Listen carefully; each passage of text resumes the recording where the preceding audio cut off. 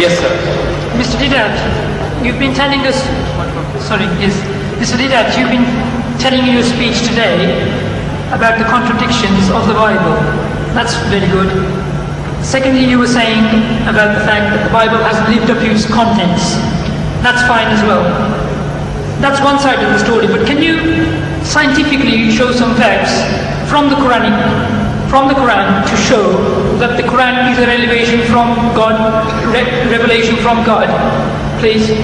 That would be ideal for the Muslims and the non-Muslim brothers. Yes.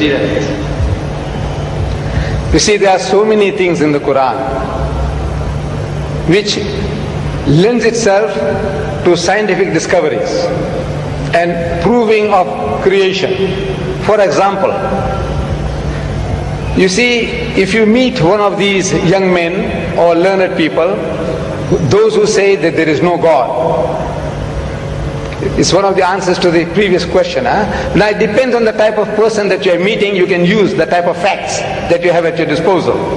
You meet a man of learning, a doctor, a professor of astronomy, biology or whatever, and yet he says that there is no God.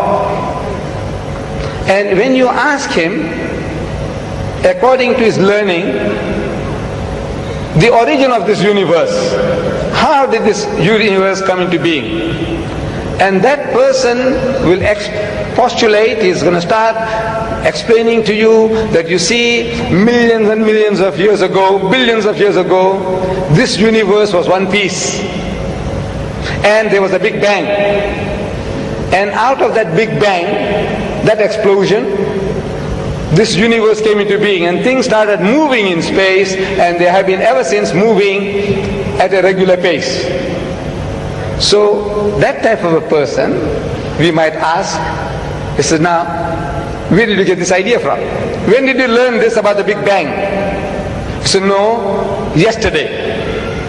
Because 50 years is yesterday in the history of man. 50 years is only like yesterday. So he discovered that there was a Big Bang according to our astronomers, according to our physicists, and out of that this universe came into being. So he said, you see, an illiterate man in the desert 1,400 years ago, he couldn't have known that, could he? So he says, no, never. So he says, well, listen, now we quote the Quran. Allah says in the Quran, أَوَلَمْ يَرَ الَّذِينَ كَفَرُوا. Do not the unbelievers see? These atheists, these agnostics, those who say that there is no God, can't they see? أَوَلَمْ يَرَ الَّذِينَ كَفَرُوا أَنَّ السَّمَاوَاتِ وَالْأَرْضَ كَانَتَ رَتْقًا. That the heavens and the earth were joined together as one unit of creation. فَتَقْنَاهُمَا. And he split them asunder. And the biologist, you ask him, where does life originate? He said, in the sea, in the water, in the mire.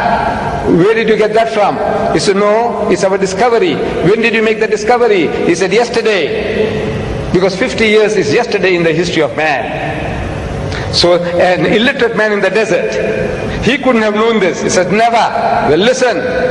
Allah tells us through Muhammad, he said, وَجَعَلْنَا مِنَ الْمَاءِ كُلَّ شَيْءٍ حَيٍّ. And he has made from water every living thing. أَفَلَا يُؤْمِنُونَ. Will you then not believe? You atheist, you agnostic, you man of science, will you not believe? He said, look, where did Muhammad get all these ideas from? Plant life, animal life, vegetable life, every life, he says, has got pairs. 1400 years ago, in the desert, this man is talking. Where did he get the idea from? He says, Subhanallazi khalaqal azwaja kullaha. Says, glory be to God, who has created mates of everything. Imma tumbitul ardu, of that which the earth produces. Wa min anfusikum, and from among yourselves, of the animal kingdom. Wa mimma la ya'lamun, and of the things that you know not. Male, female, positive, negative. He has created mates of everything, of the things that you know and of the things that you don't know. So these are for people with eyes, with sense. They can see that this is not the work of Muhammad. An illiterate man in the desert could never have been able to utter these things. It is from the source of creation who has been giving it to him, that this is the book of God.